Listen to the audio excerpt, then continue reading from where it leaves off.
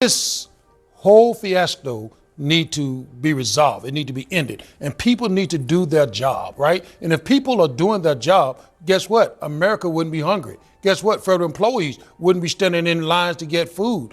People just need to do their job.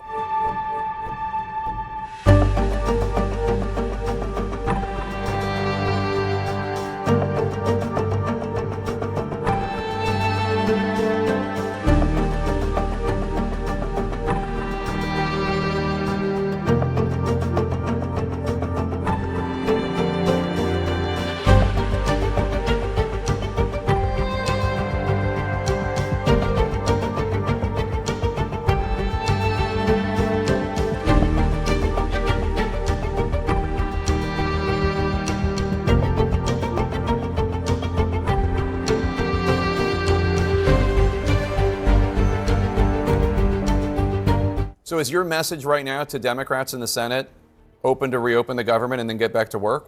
Is that what you're saying? Absolutely. I'm saying that the American workforce should be at work providing the services for the American people, and in the process, they should get paid because they're just like the rest of America. 65% of America live from paycheck to paycheck. And when these employees are providing the services for the American people, they should get paid so that they can make sure that that single mom that I've talked to over the course of the last few weeks that need to make sure that they have child care taken care of. They need medication, mortgages are due, they need gas to put in their car to go to work. So sure, I'm saying that it needs to be resolved, and it needs to be resolved now.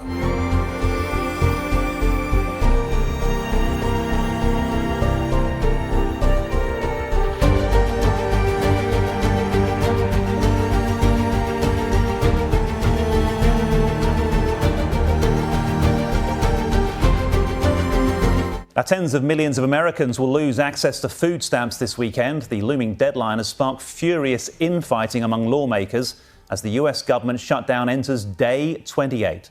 Sky News' Washington correspondent Annalise Nielsen has more. Government officials from 25 US states are suing the Trump administration over the suspension of food stamps, which help feed more than 42 million Americans. The Trump administration says its hands are tied. On November 1st, this coming Saturday, the monthly allocation of federal food aid is supposed to be distributed by the Department of Agriculture. The program is called the Supplemental Nutrition Assistance Program, or SNAP for short. About 1 in 8 Americans use SNAP to buy groceries. What President Trump is doing on the hunger issue and on the nutrition issue is immoral. The Department of Agriculture has a $5 billion fund it could tap into, but it says it's holding onto that money for its allocated use to provide support in the case of natural disasters as the US heads into the winter storm season. The Senate again failed to pass a bill that would fund food stamps because of a lack of Democrat support.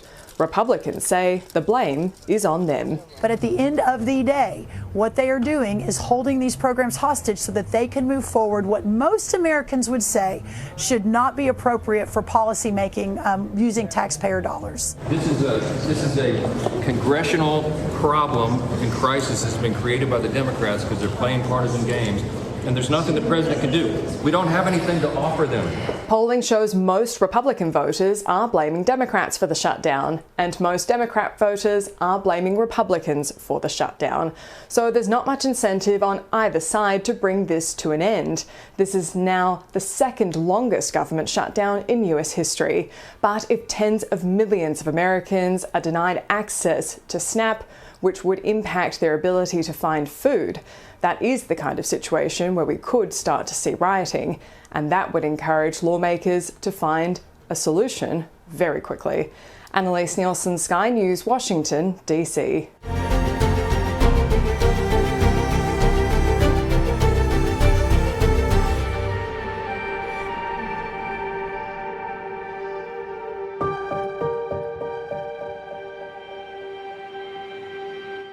Polling expert Harry Enton had more bad news for their lefty losing it audience. You might think, given that the Republicans are in charge of both the House and the Senate, that a government shutdown might actually hurt the Republican brand. But in fact, it hasn't. If anything, it's been helped a little bit. Take a look here, the shift in net popularity versus pre-shutdown. When we're looking at the Republican Party overall, that brand actually up 2 points. That's within the margin of error, but clearly it hasn't dropped. Come over to this side of the screen. Look at the net approval ratings for Republicans in Congress. It's actually up 5 points since pre-shutdown. So what we're seeing here is the Republican brand in Congress has actually improved somewhat compared to where we were pre-shutdown, despite the fact that Republicans control. And that's the math that John Thune and Mike Johnson are looking at. Yes, Republicans and independents are not blaming the Republicans for Schumer's shutdown. That's good news for the midterms for some. It's rallying the base for sure. Look at this, the net approval rating up 12 points versus pre-shutdown. But it's not just with the base. It's also with the middle of the electorate. Look at this, among independents, it's up 8 points as well. So we've got a situation here where Republicans with the shutdown are actually rallying their base, but it's also something that's not hurting them with the folks in the middle. If anything, it's helping them with folks in the middle. And this is the type of math that if you're Republicans, you like to see, right? Yes, the math is mathing, but what is the shutdown doing to the Democrats' chances at the midterms? So how are they positioned right now? Yeah, so, I mean, look, the generic congressional ballot, which traditionally Democrats have done really well on, and if you look at this point back when Trump was president the first time around, Democrats are up 11 points. Look at where it is now. Democrats are ahead, but they're actually only up 3 points. This is, in fact, the worst position Democrats have been on in a generic ballot at this point in midterm when there was a Republican president in the last 20 years. And this is no different from pre-shutdown. So Republicans aren't losing on this metric either. They become more popular, and they're actually in a pretty good position for them historically when it comes to the generic congressional ballot. This is a concerning number for Democrats, are you saying? This is a concerning number for Democrats because it's considerably worse than they traditionally do in midterm elections when there's a Republican president. Harriet. Oh dear. Let's bring in documentary filmmaker and commentator Ami Horowitz. Ami, the shutdown isn't hurting Trump, not with the base, and just as importantly, it's not hurting him with independents. No, it's not. In fact, the Democratic brand is so low that they're actually bucking history. Historically, the government in charge is always blamed for the shutdown, but that's not the case here. This is, I mean, what do you want? The Democrats have voted 13 times to keep the government shut down. And frankly, look, you listen to Chuck Schumer and what he's saying when he's decrying the shutdown.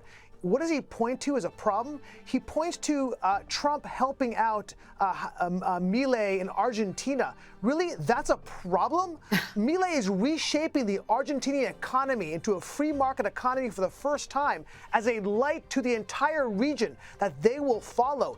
That's a problem? He talked about Trump dancing in Malaysia. Yeah, he was in Malaysia cutting deals left and right. He was in Asia brokering a peace deal between Thailand and Cambodia that is 100 years old. That's an older conflict than Israel and the Palestinians. Yeah, that's what he's doing, and that's what the Democrats are decrying as a problem with this shutdown. And by the way, the coalition of the Democratic Party, which has been strong so far, is now fraying. There's a federal union that is now telling the Democrats, you guys better stop this soon. This is being a problem for us. And at the end of the next week, 41 million people will stop receiving food SNAP benefits, which is food stamp benefits. By the way, 41 million people on food stamps, that in of itself is a massive problem.